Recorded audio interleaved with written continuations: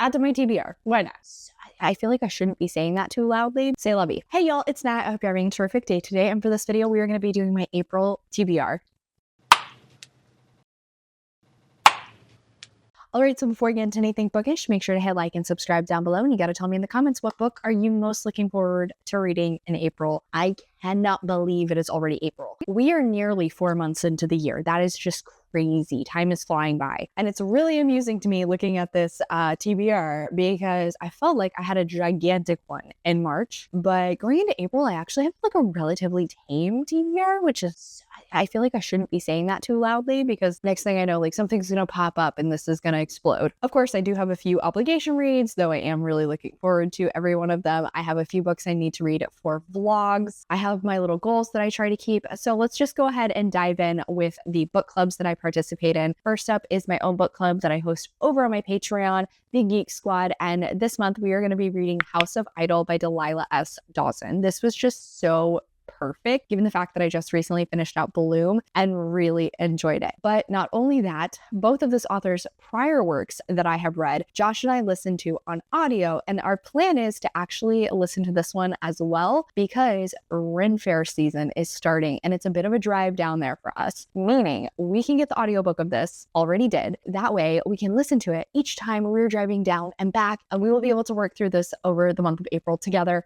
We're both really excited. Apart from the fact that I really enjoyed the 2 prior works I read from this author, this is also a bit of a cult story, and I am a big fan of cult stories. We are following this young woman who ends up joining what is supposed to be like a commune set up actually by a rock band. Of course, things are not what they seem, and things start to get a little weird the longer she is there. And this place that may look like paradise is actually covering up multiple people's disappearances. I can't wait. I'm so excited. For my Geek Squad, I will have a spoilery reading vlog coming out with all of my thoughts. So if you are interested, I will have links to my Patreon in the description down below. Next up, for the first time in forever, I think I will actually be able to attend the fantasy book club that I like to do in person. Unfortunately, it continuously kept falling on days that I just could not make work. Now though, we're supposed to be reading a book that has a character with some sort of a psychic power. I'm not 100% sure on if this works actually. Let me know in the comments down below if you think it counts. But I'm kind of hoping to do 2 birds, 1 stone with A Monster Calls by Patrick Ness, because this is actually a book for my 10 books for the year list. And I think it is following a young boy whose mother has recently passed, and he starts to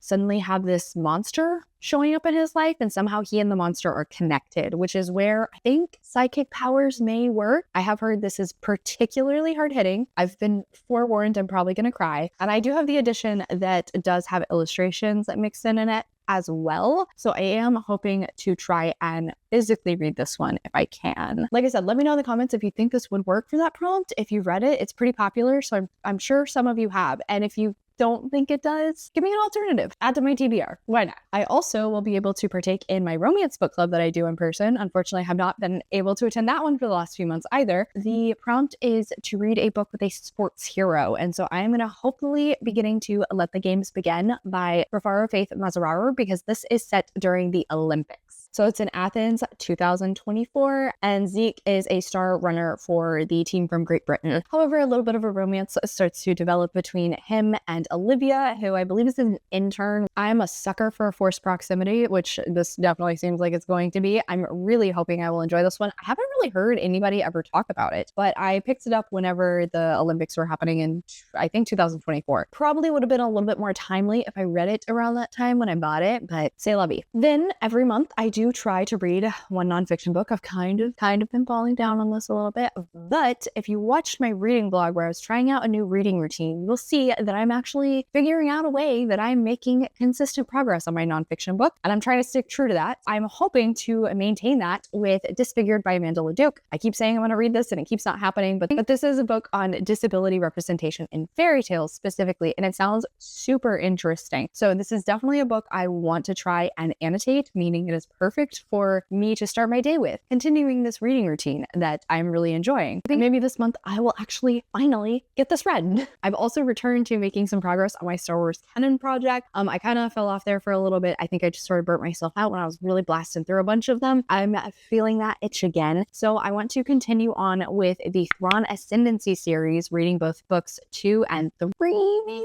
if I can make it happen. I think it is greater good and lesser evil. So I read the first one last year and we're following Admiral Thrawn, but we're really exploring his background and seeing how he became this Grand Admiral in the Empire. He's a very cunning, brilliant, dastardly villain, but he has not always been that way. And the first one was really interesting. It's a lot of character work, a lot of politics. So I am very intrigued to continue on with this one and to continue exploring this character who is very fascinating. Along with those, I also have an advanced reader copy that I'm hoping to get in this month, and that one is Agnes We're Not by Jessica Alexander. So I basically saw sapphic vampires and pretty immediately put in a request for this. I think it's actually supposed to be like a gothic horror story where we're following this woman who is having a lot of health issues, and I believe this other lady kind of suddenly shows up one day and starts to cause chaos around Agnes's manor. Very intrigued to officially dive into it. Finally is more of a